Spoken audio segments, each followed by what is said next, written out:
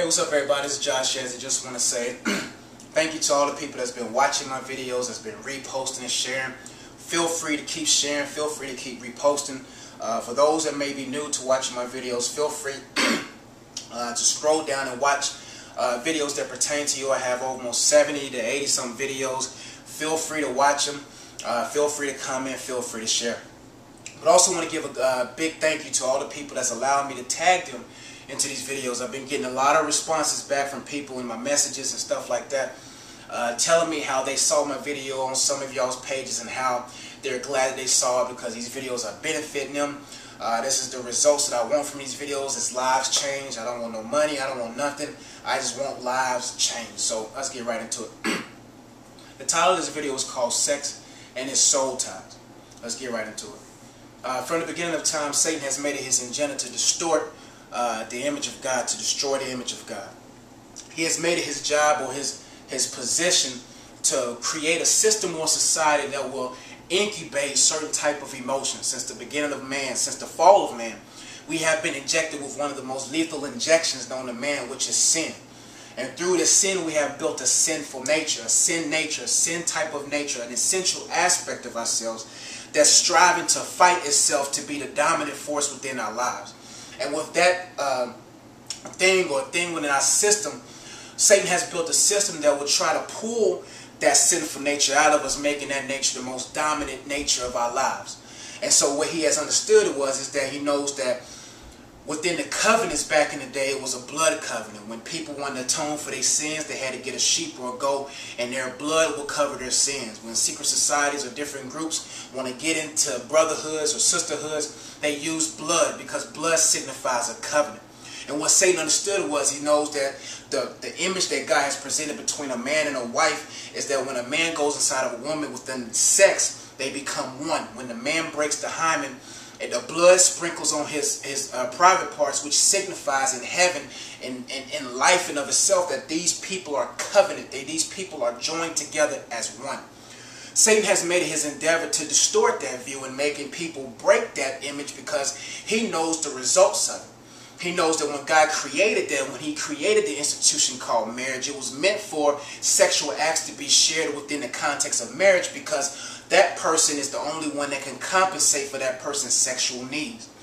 Every time we have sex outside of marriage, our body signs off that says that person I just had sex with is the person that's supposed to compensate for my needs. Each time that we go outside of the context or whatever, our body automatically registers within of itself that says that this person is the person that I'm supposed to be joined with. That's why within sex you have produced so many soul ties to the point to where your soul, which is your mind, your will, and your emotions, are still tied to that person. That person can be in California, but yet your mind is still entangled. Your emotions are still imbalanced. And everything within your soulish realm is still gravitating to that person. That person could have moved on, but by that sexual act, by y'all crossing that barrier that was only meant for the man and the wife, a husband and a wife, has been broken. Now he is over here and she's over here, but that tie is still there. A tie or not, sometimes we have gone so deep within this to the point to where we built so many knots that many of us, it takes years for us to untangle it. Now I'm going to get in great detail because this video is going to have a lot of content in it. Because this is an extremely critical and crucial topic. So if you have a pen and pad, feel free to take notes. Our soulish realm represents two aspects. I mean, it has our mind. Our mind within of itself houses so many things. And I talk about this in my book Unplugged, which is coming out soon. But I've written some of the things down that's within our minds. That's what happens when a soul tie, when your soul gets tied to a person. These elements under the category of the mind are contaminated. Number one is thoughts. Let me go ahead and name all 7 of them. These are the difference. These are 7 things that's within our mind, our soulish realm. Our mind houses our thoughts, our memories, our ideas, our perceptions, our emotions, and our knowledge. These are the 6 aspects that's within our mind on the man aspect or woman aspect, our human side. There's one other one that institutes within our mind, that's wisdom that only comes from God. Let's talk about our thoughts. When you're inside of a soul tie, when you have had sex with a person, all of a sudden those thoughts are triggered. I call this point right here that these are the thoughts that triggers the rest of them. It triggers a distortion. Because the moment you have entered into a sexual act with a person, and the soul ties, side note, can produce outside of sexual acts. I mean, not actually outside of sexual acts, but out of sex.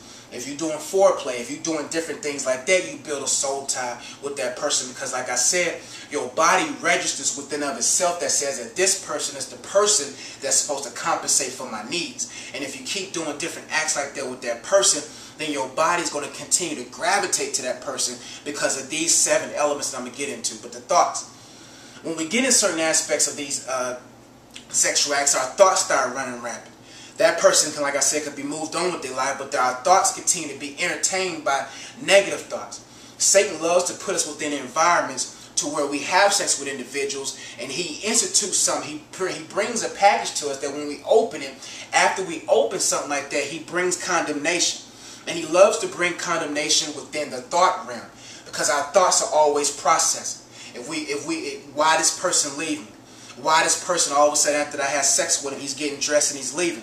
Why all of a sudden I had sex with her and now all of a sudden she doesn't feel the same for me? See, what happens when you get into these things, your mind, your soul's realm gets contaminated. And that's why I say the thoughts are the ones that triggers. Because Satan knows if I could put a thought inside of a person's mind to have sex, and he continues to incubate that thought, the chances of a good action coming out from incubating a negative thought is slim. If your mind continues to incubate or continues to process sexual thoughts, then the chance of you not doing sexual thoughts is slim. You will end up doing sexual acts. That's why what you think about, if you let it process from your thoughts, and the processing of those thoughts, you will produce the actions from what you have been thinking. That's why this is what the most critical part of our mind, because this is the trigger. Now let's go to memories. Relationships end, but memories don't.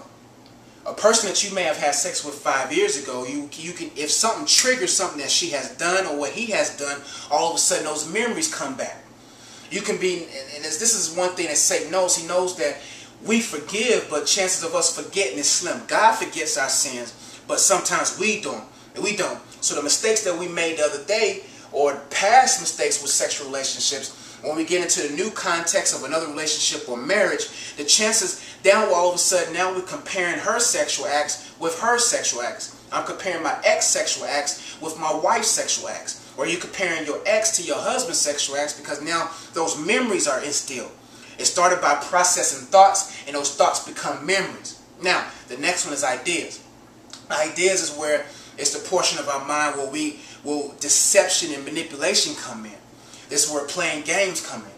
He knows that if I can get into man's minds to incubate certain ideas or deceptions into deceiving others, then that person will be benefit his sexual endeavors. Like a man who's caught up in porn and masturbation. If a man is so caught up in that, he knows that if I don't go seek after no woman with standards, he knows he's not going to go after the woman who knows about who she is.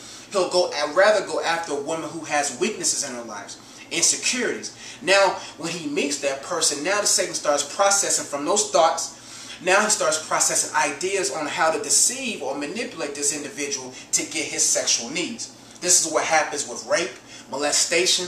It's ideas that has been planted into sinful man minds to where they're wanting to not process, but act from those different ideas. So now he got the ideas of I want to have sex with her. Now he's deceiving, or is formulating a plan to try to deceive her, to bring her within her his environment, distorting her mind, making her think that he loves her, but chances are the only thing he does is lusting after her. Ideas. Now perception. Now he knows, Satan knows that after we have awakened love before it's time, we start having sexual acts and we start doing things. Now when we have been hurt, after hurt comes depression, and within the umbrella of depression, we start perceiving that every woman are whores, every woman is going to cheat on us, and we start perceiving that all men are dogs. All men are dogs.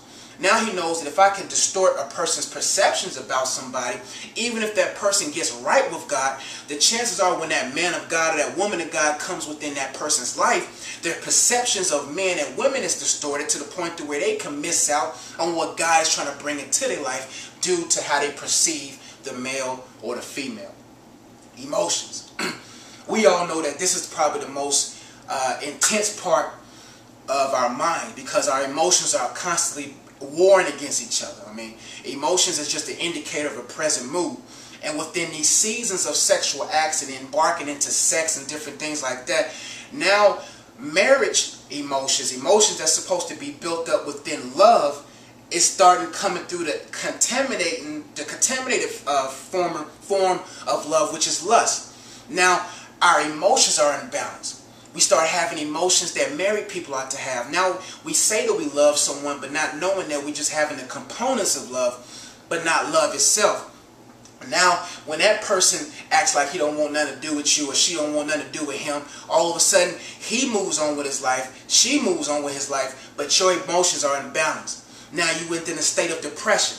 Satan loves to heighten certain emotions to the point to where those emotions suppress you and keep you depressed and not taking care of yourself. Now to the point to where you have insecurities. Now you're looking for love in all the wrong places, and now you're looking for something that only God can feel. Because now sex, by doing it outside of the context of marriage, those emotions are heightened to the point that, like I said before, it suppresses you. These emotions are only supposed to be incubated or funneled in the context of marriage, because that person says, I love you. And that person says that no matter what's going on, I am the one to compensate for your emotions. These boyfriends and girlfriends and these people that we having sex with and all that kind of stuff, those people are so built up on lust to the point they don't care about what you feel. They don't want to be there to compensate for your emotional needs. Most men just want to get in your pants and leave. They don't care about your emotions afterwards. Some women just want to get you and do whatever they want with you, but don't care about your emotions. These people are not here to try to balance your emotions. They're trying to get what they want from you to balance or to keep their lust balanced. The last one, knowledge.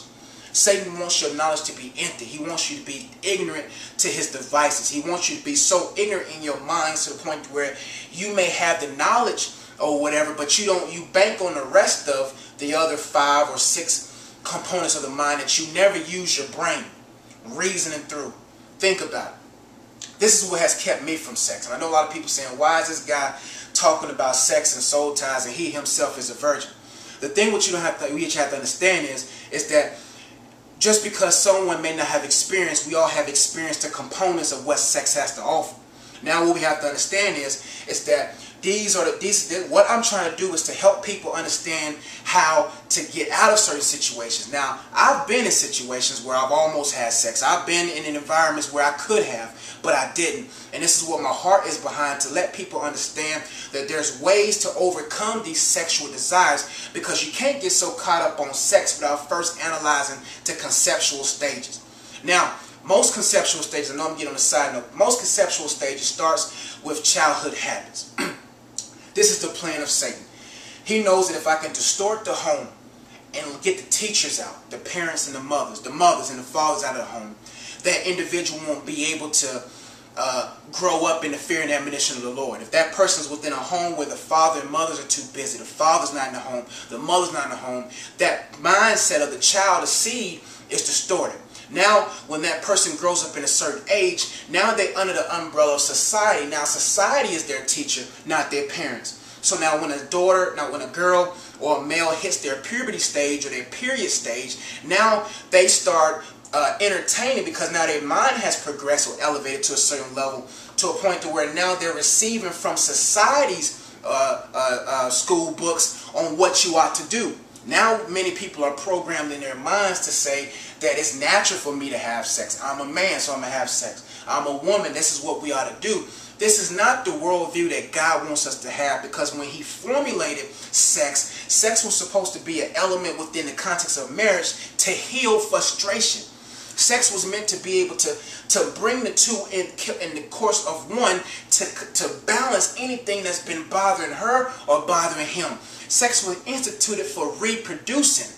Satan has distorted this image to the point to where now he has built a society, an umbrella over the world, into thinking that even when you're on Facebook, television, movies, music, it's all about incubating these emotions to pull it out of you, so that these negative thoughts will produce negative actions, and negative actions always get negative results. So he knows that when these kids hit these certain ages, let's bombard their minds with negative thoughts, with peer pressure from peers put so much pressure in their minds to the point to where with pressure there will be pressure to do whatever Satan wants them to pursue. So now they're pursuing out of themselves, not for marriage, but they're pursuing to facilitate their lustful desires. So these are the 4 things I want you to write down if you have a pen and pad. I know I'm going fast. These are the 4 C's, C's within Satan's strategy. Number 1 is Number 1, is canvas. Satan wants to paint in the canvas of our minds a beautiful, elaborate picture on what sex is. He wants us to paint a picture on how it feels and how to compensate for my insecurities or to compensate for my desires. He wants to paint a picture in your mind so vast and so brilliant to the point to where you will be starstruck, engaged within your mind to do certain things, because he knows that within the context of a person's mind, their thoughts, their memories, their ideas, their perceptions, and their emotions, within those contexts, within those barriers, that person will facilitate and produce actions. That's why he knows if I paint a picture so vast in their minds, I will corner them to making, the second point, a choice out of impulse. What he does, he likes to paint such a picture, and with that picture, pressure you into a corner of decision, into a valley of decision, to the point to where you start making choices. You start making decisions off of impulse. See, Satan loves to put us within environments, like I said before, that incubates these different sexual desires. Once those sexual desires, those sexual emotions are heightened, we start making choices not off of reasoning, but off of emotions. And if we start making choice off stuff that only indicates how I feel presently, then when reality sets in, we have a child out of wedlock, we have STDs. Now after the emotions have fallen, we regret the decision that we made. Now, he knows he knows how strong of a desire sexual acts or sexual activities, masturbation and porn, all that stuff does within a person. Now that person becomes captive of their choices. A child, a young man at a young age, he starts getting into puberty. Now he starts understanding, wow, he has something new in his life called masturbation. Now he starts getting on the computer. Now he finds porn. Now he continues to funnel through that pornography to the point to where now he's captivated by his choice that he made at 13. That same choice of 13 instituted within his life lust. Now when lust starts coming, it brings him through his puberty. He brings him through what God naturally placed within man. He pulls that to the person, through the person, to the point to where now they become building bad habits into porn. Now that person is building bad habits in porn, that lust starts bringing them from porn to do what he sees. Satan loves to put images, constant images in our minds. That's why men look at women's behinds and get turned on. Women start looking at different attributes of man and get turned on because of images that we see within Satan's society's umbrella. Now, when that person starts making choices into pornography, he now wants to act. Now women are into porn now, for what I found out. Now she wants to act what they see.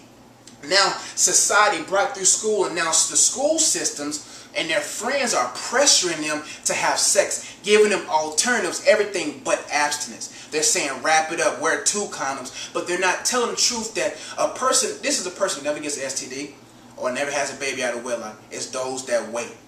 But society wants to paint a picture into the people's minds that it's off of impulse. Now they start making choices. Now they're having sex now at young ages. Satan loves to present something mature. Something as mature as sex is within, that should be only used under the context of marriage to break the backs of those that are too immature to handle it. Now they're at 13, 14, 15 having sex with each other, and now they're building soul ties at such a young age that most kids are committing suicides. They become disoriented. They start being homosexuals. They start getting a distorted view of what God has instituted perfectly within the context of marriage. He knows that if that person gets captivated or bound by these choices,